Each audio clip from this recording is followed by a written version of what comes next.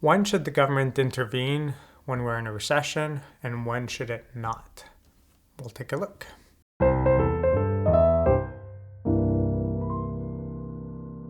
In the economy, we're either at the right level of employment, right level of output, or we're in a boom phase, which is an inflationary output gap, or a recession phase, which is a recessionary output gap, a slump.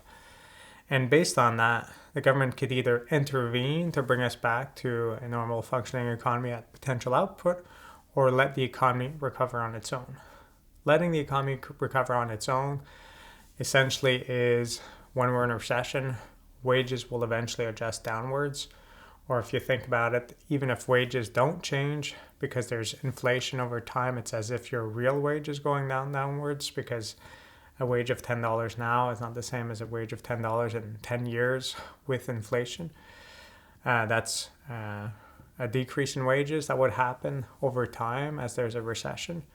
Or if you're in a boom phase, typically wages start going up because a lot of businesses are trying to attract the same workers. That's the normal kind of laissez-faire kind of impact of the economy recovering on its own.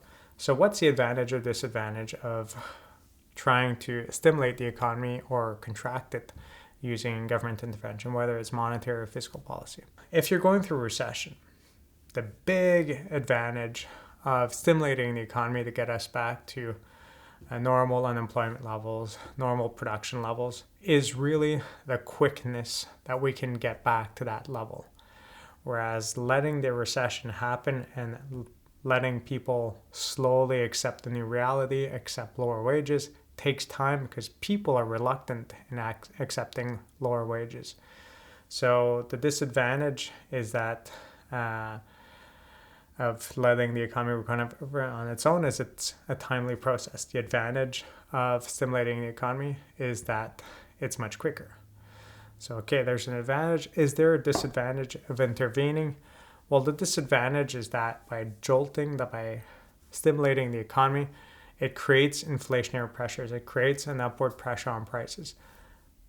That's okay if initially what drove us to a recession was a drop in aggregate demand, and now we're stimulating it back up. Potentially prices won't change that much.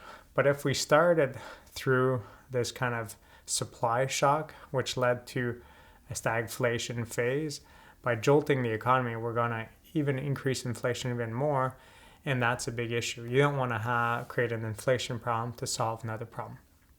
So it's quicker to stimulate the economy if you're in a recession. However, it may lead to an inflation situation. It definitely puts an upward pressure on the price. Whether it becomes an inflation problem or not depends on the scenario that we're in.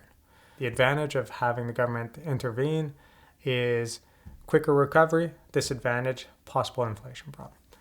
On the other hand, if you're dealing with a booming situation, if you let the economy recover on its own, you're going to get back to potential output, but you're going to have an inflation problem because wages will go up to bring us back to potential output, and that is not good.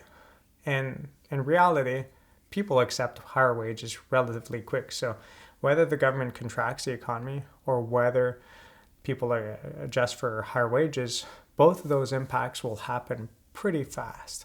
So there's no longer the advantage of letting the economy recover on its own because you avoid an inflation problem. Here, if you let the economy recover on its own, you actually have an inflation problem. So an inflation problem is caused in a boom phase of letting the economy recover on its own. If you contract the economy at that time, you could damper it. You could put something over the fire that kind of calms it down so that you can avoid this inflation problem. So boom phase, it's better to contract the economy because you're reducing this inflation problem than to let it overheat and then lead to inflation. So I'd say in the boom phase, pretty much all the time, you're better off intervening because it's going to lead to the same production level over time, but one of them has an inflation, which is letting the economy recover on its own, and intervention reduces that inflation problem. So it's not quite the same for the recession or the boom phase. So you really have to understand what's going on. And in the recession phase, it's really important to know whether this recession, this kind of stagnating economy, is due to a demand shock, which is easier to deal with and stimulate the economy than a supply shock, because then you have this higher inflation problem. So keep that in mind. It's going to help you understand why the government may choose to intervene or not. And to some instance, in reality, you'll see kind of a mixture of the two. They'll typically intervene just enough to bring the economy close to full employment, and then they're going to let it recover on its own, because the one thing that they want to avoid is to do something and then it overshoots. So you go from a recessionary output gap to a boom phase all of a sudden. And it's difficult to not overshoot if you're trying to aim for the optimal level, because these things take time to have an impact.